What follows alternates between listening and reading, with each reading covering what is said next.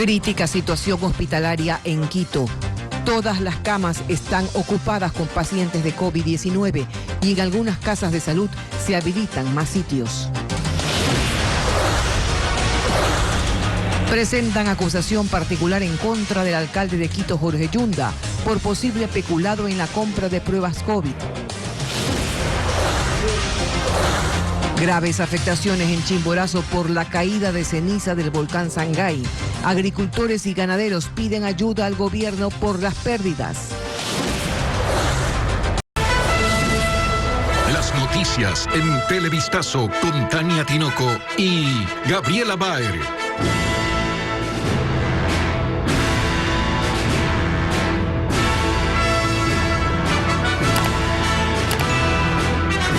Amigos, buenas tardes. Nueva semana informativa con Televistazo. Comenzamos esta emisión hablando de la capital porque Quito registra los días más críticos desde que empezó la pandemia. Gaby, tú tienes más datos. Así es, Tania, amigos, buenas tardes. Cerca de 2.000 personas están hospitalizadas y decenas esperan por camas para las unidades críticas en cuidados intensivos en Quito. Carla Delgado nos cuenta que, según los médicos, una nueva variante del virus está causando síntomas más complejos entre pacientes jóvenes. La situación hospitalaria a causa del COVID-19 ha entrado en su fase más compleja en Quito. En el Hospital del IE San Francisco, todas las camas de hospitalización permanecen llenas. Incluso aquí fue necesario adaptar áreas críticas. Hemos tenido un incremento de pacientes críticos y que sobre todo estos pacientes no tenían dónde ser transferidos. Nos vimos en la necesidad imperiosa de abrir la terapia intensiva para pacientes COVID. Entonces contamos ahora con 5 camas. Las que se abrieron inmediatamente fueron ocupadas por pacientes autogenerados de aquí del hospital. Pero hay algo que preocupa más a los médicos que están al frente de la emergencia, y es la complejidad de los cuadros de pacientes jóvenes. Están presentando síntomas que normalmente no lo venían haciendo. ¿Otros daños de otros órganos? Exactamente, yo decía daños renales, ¿no? Concretamente he tenido casos de pacientes que tuvieron nefropatía por COVID. Entonces, mire, este tema fue para nosotros también nuevo. Por lo que ya estudian conjuntamente con universidades de Quito la presencia de una nueva variante que estaría complicando la situación. Estamos nosotros ya en convenio, en contacto con una de las prestigiosas universidades de aquí de Quito para poder hacer este tipo de control de estas cepas mutagénicas que ellos conocen. El vicealcalde capitalino Santiago Guarderas asegura que se viven los momentos más duros de la emergencia en Quito, pues al momento más de 1.800 personas permanecen hospitalizadas a causa del virus. En camas UCI 250 y la lista de espera está alrededor de 67 personas. Es decir, ha habido un incremento sostenido con la situación a las semanas epidemiológicas anteriores a esta, la novena. Por ello se analizan nuevas medidas para la próxima jornada electoral y el feriado de Semana Santa, y así evitar mayor colapso que derive en más muertes. En Quito, que ya tiene 94.000 casos de COVID-19. En Quito, las autoridades de control intervinieron varias fiestas y locales clandestinos este fin de semana. En el sector de Llano Chico, un centenar de personas estaban en un espacio reducido. Al igual que en el sector de La Colmena, decenas de ciudadanos se mantenían en un salón de recepciones y salieron del lugar con agresiones verbales en contra de las autoridades. Las entidades también detectaron en el centro de la capital un burdel clandestino con 20 personas, bares que funcionaban de forma ilegal y aglomeraciones en canchas deportivas. Todo esto ocurre en medio de la complicada situación por la pandemia en Ecuador. Por cierto, más adelante tendremos una entrevista en vivo con el ministro de Salud, Rodolfo Farfán, para conocer detalles del plan de vacunación en nuestro país.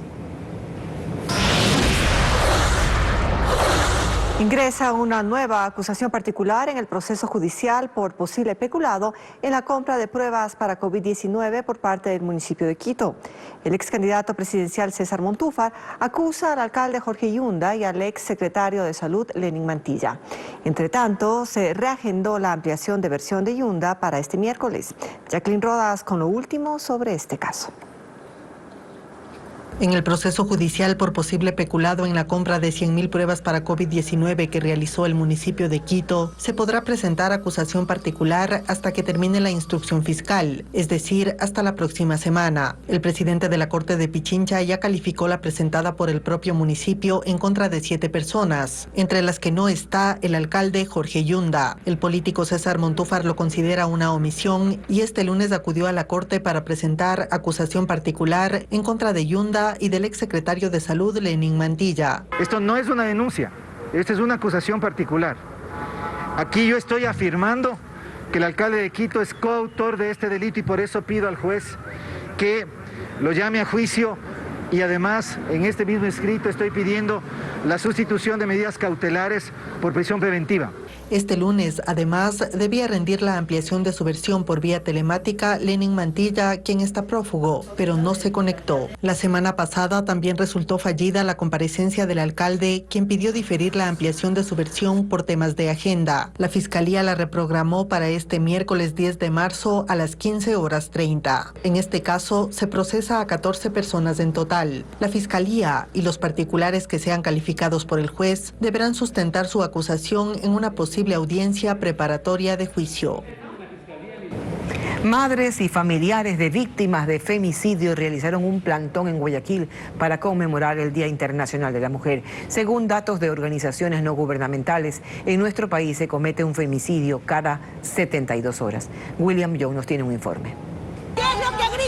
Seguir luchando por las víctimas es uno de sus propósitos y en este día esa lucha gana fuerza, según los familiares de las mujeres que fueron asesinadas presuntamente por sus parejas.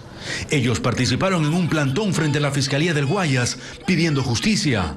Jenny Zambrano dijo que participar en estas manifestaciones es solo una forma de conmemorar a su hija, recordarla y que su asesinato no quede en el olvido. Mi hija era una persona joven de 31 años, mi hija era fuerte, mi hija era deportista.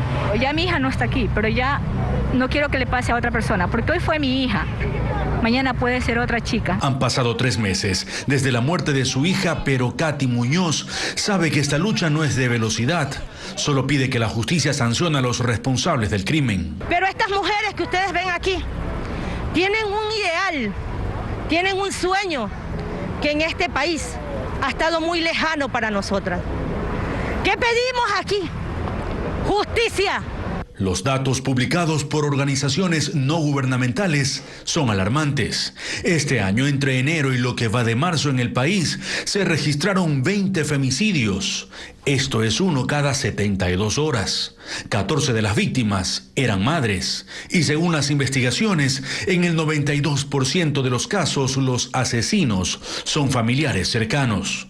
Para el representante del Comité Permanente por la Defensa de los Derechos Humanos, Billy Navarrete, el problema se está agravando. Ahora hay 20 ya en lo que va del año. Esa violencia que especialmente ocurre dentro de casa, dentro de las familias, porque los perpetradores son padres, hermanos, esposos. Por eso cree que la coordinación entre la sociedad civil y las autoridades es una de las vías para enfrentar la violencia contra la mujer y prevenir más maltratos.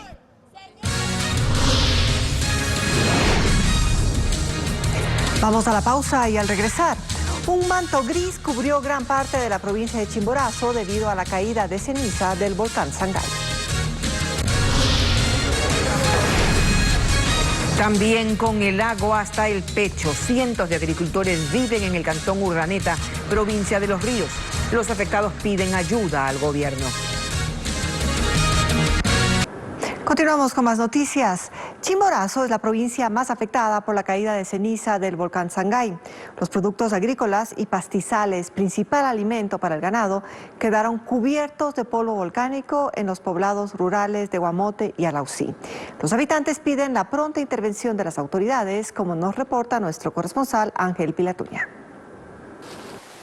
Un panorama gris se evidenció en 5 cantones de la provincia de Chimborazo tras la fuerte caída de ceniza del volcán Sangay la mañana de este sábado. Los pastizales, principal alimento para el ganado, quedaron completamente cubiertos del material volcánico. Edgar Lemache, de la comunidad Charicando del cantón Alausí, indicó que buscan la forma de alimentar a sus reses. Acudir con una escoba, utilizando agua. Solo así podemos sacar la ceniza. Las autoridades que nos echen una mano, siquiera nos ayuden, porque acá es la primera vez que cae mucho así. El fenómeno también afectó la producción agrícola del sector. En la parroquia de Tixán vive María Julián. Comentó que el polvo volcánico cubrió las parcelas y que eso los preocupa aún más. Los cultivos no valen nada. Los cultivos, las papas, las habas. Vea, padrecito, cómo ahí están las papas, habas. ¿Qué vamos a comer? Ay, Diosito, padrecito lindo. Tras la emergencia se activó el COE cantonal de Alausí. El alcalde Rodrigo Rea recorrió las zonas de Totoras, Tixán, Achupayas, Huigra y otras parroquias rurales evaluando la afectación. Creo que unas 10 veces más fuerte la caída de ceniza en estos momentos. Ustedes están palpando ahorita en territorio. Estamos trabajando con el objetivo de que, entendiendo que los animales al momento no tienen alimento, pues quizás el día de mañana lleguen ya los primeros camiones con rechazo de la costa hacia nuestro territorio.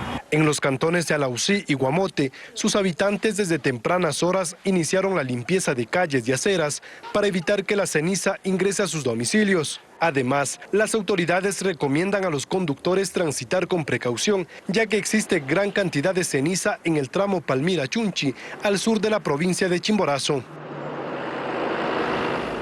Los cantones Babahoyo y Urdaneta son los más azotados por el fuerte temporal en la provincia de Los Ríos. Este último fue declarado en emergencia, mientras que las autoridades estiman en al menos 3.000 familias las afectadas por el invierno. Nuestro corresponsal Marlon Melo nos muestra la situación. El invierno sigue causando estragos en la zona rural de la provincia de Los Ríos. En la parroquia Caracol del cantón Babahoyo, el río que lleva el mismo nombre sobrepasó el nivel del muro de contención y dejó calles y casas inundadas. Sí, está todo lleno. Asimismo, la carretera que comunica la parroquia Caracol con la localidad de Urdaneta está anegada por el agua en varios tramos. Pese a esto, los conductores se ven obligados a utilizarla. Me da miedo lo que pasa, pero hay que probarme. Hay que probar suerte, si no, ¿cómo llego a mi casa? Aquí en el recinto Santa Clara, esta comunidad rural del cantón Urdaneta, los más de 100 habitantes deben de salir así, con el agua hasta la cintura, luego de que el río Catarama se desbordara.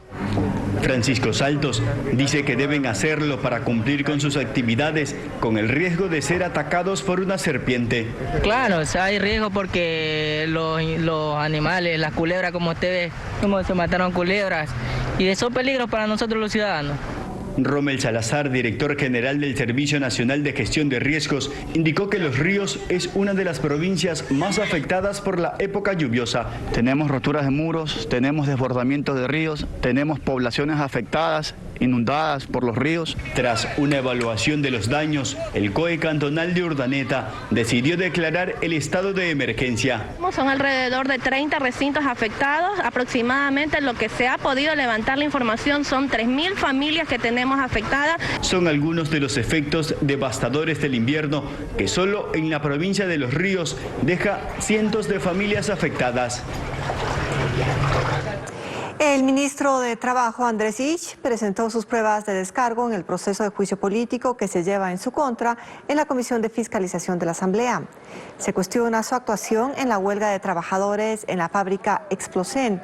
El funcionario indicó que el ministerio actuó como mediador, pero ahora el caso está en manos de un comité de arbitraje independiente. Otra causal para el juicio es el cálculo del salario básico unificado de este año, el cual no tuvo incremento alguno. El ministro justificó su decisión. Se aplicó el artículo 118 del Código del Trabajo, es el único que se ha aplicado. Es la normativa que me obliga a mí a fijar el salario en relación a la inflación proyectada. Y si esas normas no son adecuadas, bueno, trabajemos en mejorarlas. Pero no me pidan a mí que ignore selectivamente normas contra disposición expresa por mis convicciones o no personales. Aumentan los casos de COVID-19 en Guayaquil, según la Dirección de Salud Municipal. Sin embargo, la cifra de fallecidos se mantiene en 11 por día. El Cabildo decidió intervenir otros 6 sectores donde se registra el mayor número de contagios. Como nos informa César Blastegui, las autoridades locales insisten en que el gobierno les permita la importación de vacunas. La unidad de cuidados intensivos del Hospital del Guasmo en el sur de Guayaquil está al máximo de su capacidad con pacientes COVID-19. En las últimas semanas en este sector, al igual que Samanes, Marta de Roldós y la parroquia Letamendi, se ha registrado un aumento de casos. El epidemiólogo Carlos Farhat explicó que las reuniones familiares registradas en estas zonas de Guayaquil han generado un contagio exponencial, el cual se ve reflejado en los hospitales. Los Guasmos Sur, Norte y Guasmo Oeste subieron de una incidencia de 11 por 10.000 a 18, 19 por 10.000. Situación que se evidencia en el número de fallecidos. Según datos de la Dirección de Salud Municipal, desde el pasado 15 de febrero hasta este domingo 7 de marzo, han fallecido 260 personas a causa de coronavirus. Muchos de ellos no lograron llegar a un hospital, como nos explica Marvin Terán, presidente nacional de la Asociación de Funerarias. Él agrega que la demanda de sus servicios ha aumentado.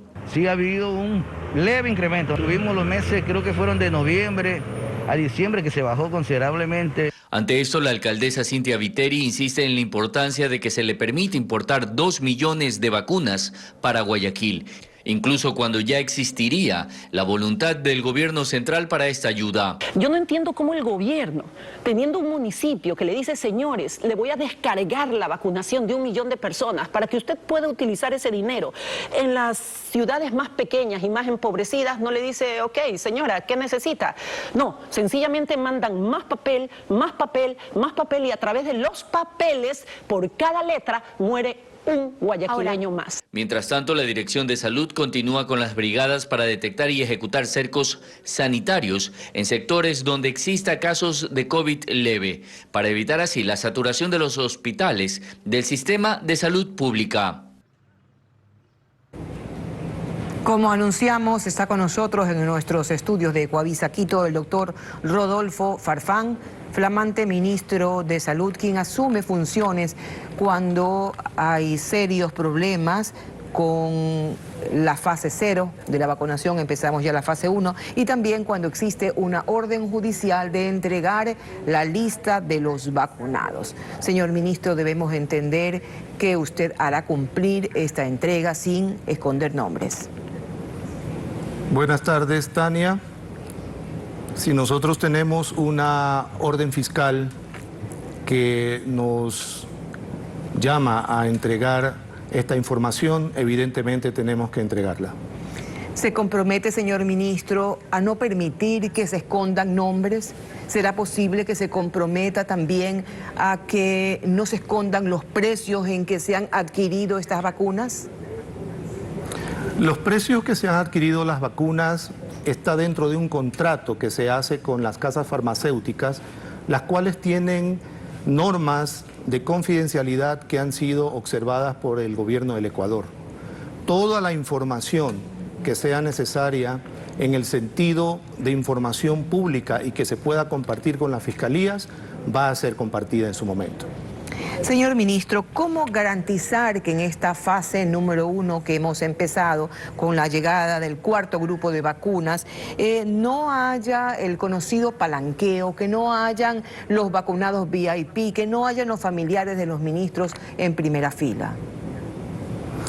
En el momento en que asumí mi gestión hice públicamente algunas declaraciones en donde no se iba a admitir absolutamente ningún tipo de discrecionalidad en la entrega y en la gestión de las vacunas. Cuando ya estamos prácticamente terminando la fase 0 y estamos a punto de empezar la fase 1, teniendo ya aproximadamente 65.000 dosis aplicadas, evidentemente no vamos a tener ningún espacio para discrecionalidad o falta de transparencia, Tania. Señor ministro, dicen que a caballo regalado no se le ve el diente, pero ¿qué va a pasar con las 20.000 vacunas donadas por Chile? No son Pfizer, sino Sinovac de China, que no tienen aún la aprobación de la FDA de los Estados Unidos y su similar EMA de la Unión Europea. Las vacunas que recibimos donadas por el gobierno de Chile, que son 20.000 vacunas, tienen la aprobación de los centros de alta vigilancia de diversas zonas regionales del mundo, los cuales fueron avalados ya por la OMS. Es una vacuna que tiene el 95% de efectividad y estamos ya a punto en las próximas 2 semanas de recibir 1 millón de vacunas por parte de Sinovac, las cuales la ha negociado directamente el gobierno, y estas 20.000 vacunas que hemos recibido ya servirán para completar la vacunación de todo el personal sanitario del país. Señor ministro, ¿cuál es su postura frente a los pedidos de los municipios de importar directamente las vacunas? Entendemos que hay la iniciativa COVAX, pero ellos han insistido. ¿Por qué no facilitar de forma clara e contundente la importación de las vacunas con el aval del gobierno central? En el caso del municipio de Guayaquil, la alcaldesa Viteri dice que Guayaquil tiene el dinero y los recursos necesarios para hacerlo. Y esta mañana le ha dado una semana de plazo al gobierno central, de lo contrario ha dicho desistirá de esta propuesta. Previamente a contestar su pregunta, quiero contarle, Tania, que el gobierno ha negociado ya 20 millones de vacunas en firme, a los cuales ha dado evidentemente un anticipo ya económico. El 30 de abril, 2 millones de ecuatorianos en la fase 1 y 2 millones de guayaquileños, estarán ya vacunados. El gobierno y el Ministerio de Salud Pública tiene abiertas todas las líneas para cualquier ayuda que pueda venir de la parte privada o de los municipios del país. Hemos comunicado a los municipios del país que hay 3 requisitos que estamos solicitando. Solamente estos 3 requisitos tienen que ser cumplidos y son, ¿cuáles en primer lugar, requisitos? A eso iba, Tania. Son, en primer lugar, una carta en que la farmacéutica certifique que hay un contacto o un convenio con la entidad privada o municipal que las está contactando.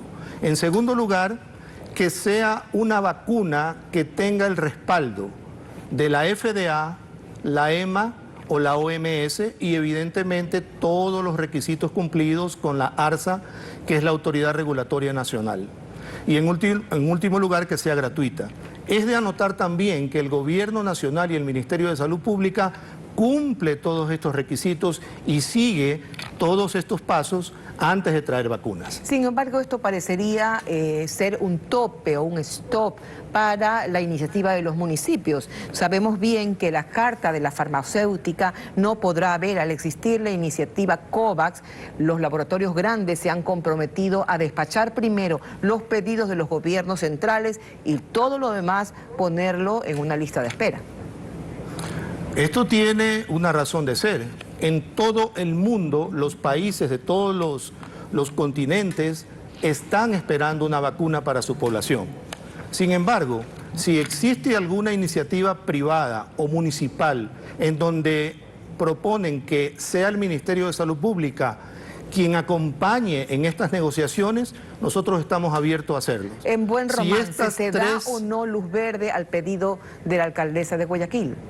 Con el dinero... El pedido de la alcaldesa de Guayaquil, con el dinero que ya mencionó, fue que nosotros deleguemos competencias al municipio de Guayaquil, lo cual por ley no podemos hacer.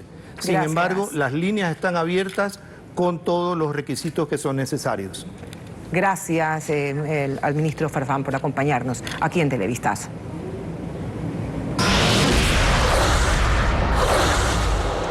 En otros temas, otro doble crimen se registró anoche en la ciudad de Machala, en El Oro. Según la policía, las víctimas habrían recibido más de 12 disparos. Nuestro corresponsal Fabricio Lapo nos informa que con este caso ya son 30 muertes violentas registradas en esta provincia en lo que va del año. Al estilo sicariato fueron asesinados 2 hombres en el sector El Bosque, al suroeste de Machala, en la provincia de El Oro. Según las primeras versiones, varios sujetos a bordo de 2 vehículos interceptaron a las víctimas y les dispararon. Son 2 cuerpos, de los cuales uno tiene diferentes orificios en lo que es el cráneo. Los cuerpos de los 2 hombres quedaron tendidos sobre la vereda. Agentes de criminalística inspeccionaron la escena en busca de evidencias. Se han levantado 8 indicios balísticos en lo que respecta a balas, vainas y encamisados de latón militar, los cuales serán analizados en el sistema IBIS de la Policía Nacional. Se puede observar que son 2 armas de fuego utilizadas, ya que de los indicios balísticos levantados son 2 calibres diferentes. Datos de la INACER revelan que con estos 2 asesinatos ya serían 30 las muertes violentas en la provincia de El Oro en lo que va del año. Según las investigaciones, una de las 2 víctimas registra una detención en 2020 por robo. Agentes de la Unidad de Muertes Violentas de El Oro montaron un operativo en diferentes puntos de Machala para intentar localizar los 2 vehículos en los que iban los asesinos y que quedaron registrados en las cámaras de vigilancia del sector. Seguimos informando. Desde que inició la pandemia, más de 300 servidores de la salud han fallecido por coronavirus, según la Federación Médica Ecuatoriana. De esa cifra, el 35% han sido mujeres. Familiares, médicas, enfermeras rinden homenaje por el Día de la Mujer a quienes ya no están porque perdieron la vida en esta pandemia. Mónica Patricia Valverde es una de las tantas mujeres que estuvo en la primera línea de la lucha contra la pandemia. Fue enfermera y atendió a cientos de pacientes con COVID-19 en el Hospital del IES de Riobamba hasta que se contagió. Luchó por varios días, pero el 1 de agosto del 2020 perdió la batalla. Sus familiares por el Día de la Mujer, recordándola por su trabajo y dedicación, aunque ya no está. De la enfermera que entregó su vida en la pandemia para quienes más lo necesitaban. Y para todas ustedes que luchan, que trabajan, que se esfuerzan día a día por ser unas mujeres de bien. Así como ella, son muchas las mujeres profesionales de la salud, entre médicos, enfermeras, auxiliares de enfermería, que se han contagiado con COVID-19 y han fallecido. Según el Ministerio de Salud, hasta el mes de enero del 2021, 10.369 se han contagiado de COVID-19 a nivel nacional, 104 han fallecido, pero según la Federación Médica Ecuatoriana, serían más de 300 los servidores de salud que han muerto. El 35% han sido mujeres. Por todas esas 104 compañeras entre el personal sanitario que hoy ya no están y que no pudimos decirles gracias. Feliz Día de la Mujer. Quienes ya no están han sido despedidas con pétalos de flores blancas, globos lanzados al cielo y con un gigante gracias por su trabajo y dedicación. El homenaje a las compañeras y decirles sencillamente, Dios te pague por su trabajo. Son mujeres involucradas en el área de la salud, dedicando su tiempo y vida a los pacientes con experiencias complejas en medio de una pandemia donde se batalla con la muerte día a día. Seguimos informando. Tras casi 14 horas de búsqueda, hallaron el cuerpo de un joven que se ahogó en una poza ubicada en Socio Vivienda 2 en Guayaquil. Fueron los familiares y amigos de la víctima quienes encontraron el cadáver. María Gabriela Carpio nos informa que los habitantes piden el cierre de esta poza por el peligro que representa. Fue un amanecer triste para los habitantes de Socio Vivienda 2, en el noroeste de Guayaquil. Desde muy temprano iniciaron la búsqueda de Brian Estupiñán, quien desapareció la tarde del domingo, tras lanzarse junto a un grupo de amigos a esta poza ubicada en el mismo sector. Luego de casi una hora, sus familiares encontraron el cuerpo de la víctima, que tenía 19 años. Por versiones de los familiares, del día de ayer habían estado unos jóvenes adolescentes realizando nados en esta poza, y el día de hoy se dan cuenta que no se encontraba en su domicilio. Habitantes como Karina Luna indicaron que no es la primera vez que una persona se ahoga en esta poza. Lo que yo sé es solamente que es el segundo ahogado. Hace años fue un muchachito, porque aquí vienen muchos jóvenes a bañarse. Cuando hace aguacero usted no se da cuenta, eso parece peor que playa. Agentes de la policía, encabezados por el mayor Patricio Orellana, acudieron también al llamado de emergencia. Las unidades de investigación realizarán las debidas averiguaciones para establecer cuál es la situación, qué es lo que pasó el día de ayer. El cuerpo del joven fue llevado a la morgue en medio de los gritos de angustia de sus familiares.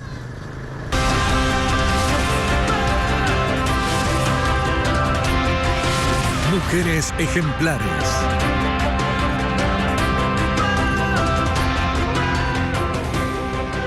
La industria deportiva es una cancha donde las mujeres cada vez tienen más espacio. Atletas, dirigentes y comunicadoras celebran sus logros profesionales, pero también analizan los desafíos que tienen por delante. Luigi Marchele nos cuenta sus historias. Ha sido un proceso que ha tomado tiempo, pero la presencia de mujeres en distintas facetas del mundo deportivo cada vez es más representativa.